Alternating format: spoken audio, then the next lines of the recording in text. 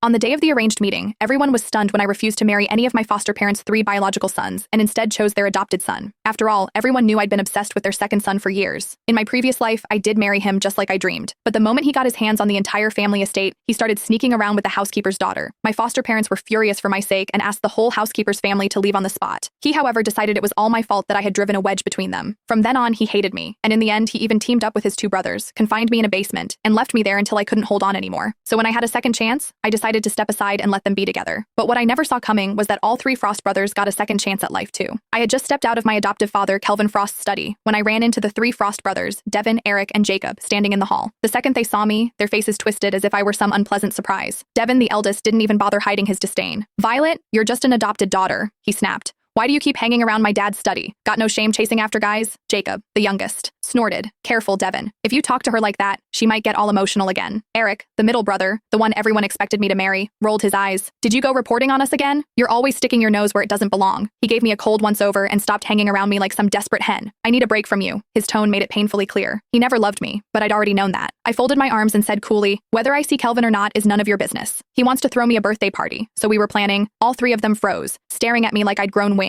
Kelvin Frost, busy as he always was, never did things like this unless he had a motive, and we all knew the plan on my 22nd birthday. I'd be told to choose one of the Frost brothers to marry. Whoever I picked would inherit the Frost fortune. Devin and Jacob both turned to Eric with raised brows. "Well, congrats, Eric," Devin said dryly. "Looks like you're the next heir." Jacob smirked. "Don't forget about us when you're on top." Eric stepped closer, arrogance dripping from every word. "You chased after me for years. Finally getting what you want must feel amazing right then." His voice dropped. "But understand this marriage is just a deal after we sign the papers. You stay out of my life." I stared at him thinking, is he reborn? Is that why he's talking like he already knows how things end? Before I could figure it out, a soft voice floated toward us. Violet, Tiffany, the nanny's daughter, walked over, looking fragile and also pitiful. Eric lit up instantly, rushing to her side. "Tiffany, you're still sick. You should be in bed," he said gently. "My mom asked me to check if Violet was hungry," she whispered, eyes red. Eric shot me a glare. "Can't you get your own food? Tiffany's not feeling well. Try not to trouble her." Then he grabbed her hand and pulled her away, but before leaving, he glanced back sharply. "If you mess with Tiffany again, I'm not marrying you." I laughed this time. My voice didn't shake. "I don't want to marry you either." All 4 of them froze. Eric frowned. "Not the time to throw tantrums, Violet. I'm serious. I've met someone I actually like. I won't marry any of you." Devin looked annoyed. "Don't play these games. You've been spoiled since you were a kid." Jacob tried gentling his voice. "Violet, you don't have to say dramatic things just to upset us." "I'm not lying," I said. "Believe it or don't." The brothers exchanged skeptical looks like I was some actress performing for attention. Eric scoffed. "Fine, let your little crush show up at your birthday party then." Tiffany suddenly